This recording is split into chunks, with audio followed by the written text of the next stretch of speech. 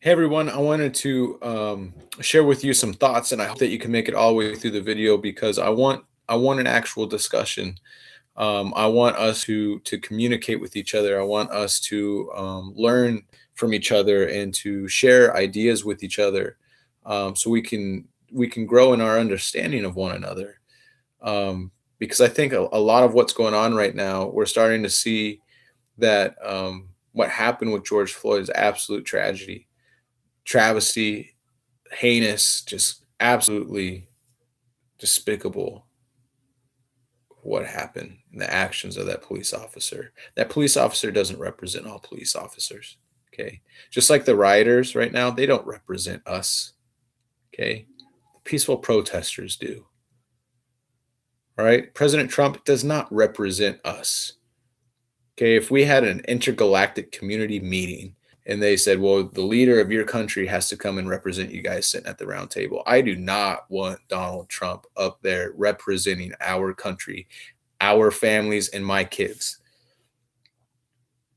I'm going to tell you right now that this is going to be a series of videos because there's so much that I want to talk about and so much I want to discuss with each and every one of you that it could take hours to film everything. So I'm going to try to keep this under 10 minutes, but I wanted to make this video just to say, first and foremost, for anyone out there that's gone through fear, I've never experienced fear with police before in my life.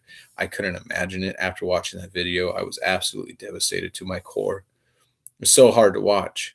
No one, take race and ethnicity out of it, no one in the entire world should ever have to go through that. And yet people do. They do every day. And because we don't live it every day and we don't see it every day, we don't think it's an issue every day. Okay. I don't experience spousal abuse or child abuse. I don't experience physical or emotional abuse in my home.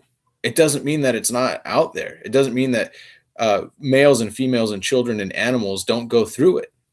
I don't experience child trafficking, but it's there.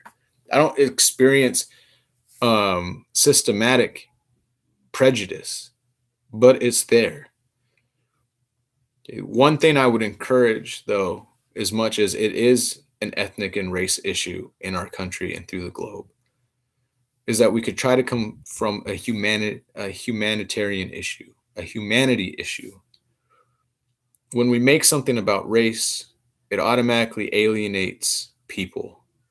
When we start pointing fingers, if you're not part of the solution, you're part of the problem.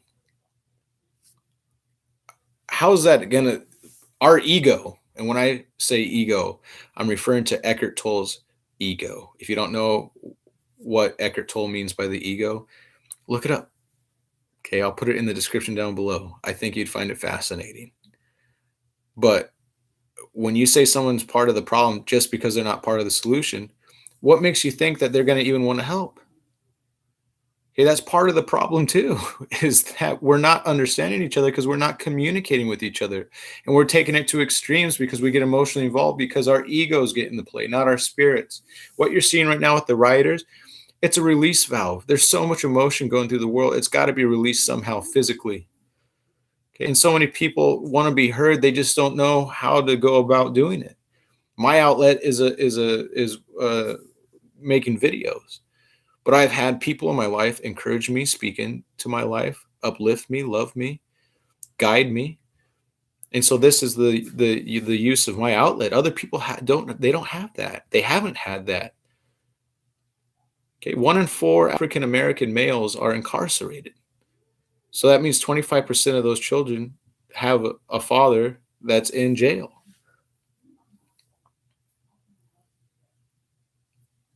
I mean, they might not have an influence in their life. They might not have a mother. I mean, I don't know. I'm just giving you an example of how we don't know until we start looking at things that people come from different backgrounds. Okay, if we don't take the time to communicate and talk and understand, we don't know what they're going through, what their mentality is, and what they've been around. Kids learn from the adults. If the adults are one way and they don't teach anything different except for what they know to the kids, and the kids have never really had an other influence to teach them otherwise, they're pretty much going to continue to perpetuate the same energy and consciousness. So that being said, one of the biggest questions I had for myself is, okay, so what do we do? We've had riots and protests in the past. We've had kneeling by Colin Kaepernick. We've had athletes call for equal rights. We've had movements before. We've had people who have died with a "I can't breathe." We've had numerous people of every race and ethnicity being killed by cops before. So what do we do differently moving forward? And that's something that I was really struggling with. What do we do? The one thing comes to is the word repent, which means to change the way you think. And I thought, okay, well, how, I make it convoluted and messy in my own brain, trying to think of, well, what does that mean by changing the way I think? Well, there's a couple things, and so I want to share them with you.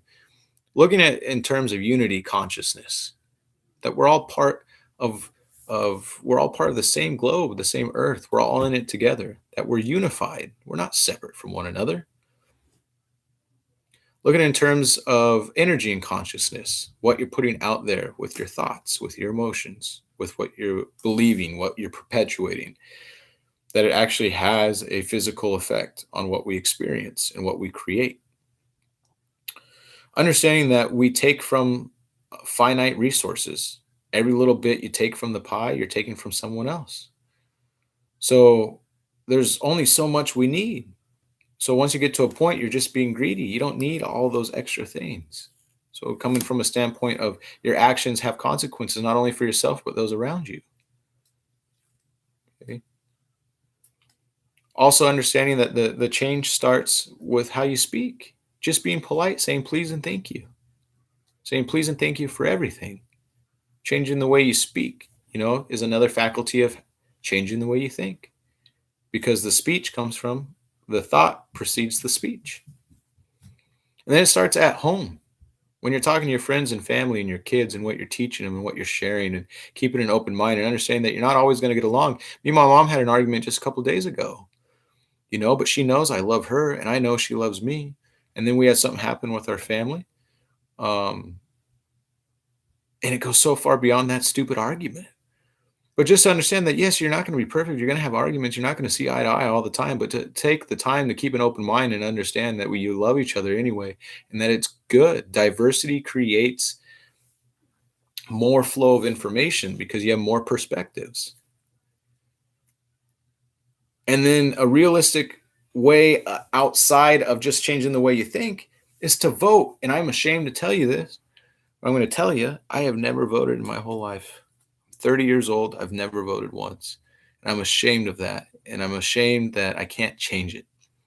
But I can make a new decision moving forward. And I tell you, in November, I'm voting. And I believe that my intention and what I want because of my energy and consciousness will have an effect in a positive way to get new leadership. Okay? Right now, when our world needs compassion and love and understanding, our president tweets because he loves Twitter. When the looting starts, the shooting starts. I don't know about you, but I'm ashamed I didn't vote because I can't really say nothing about our president when I didn't even vote to vote for anyone else.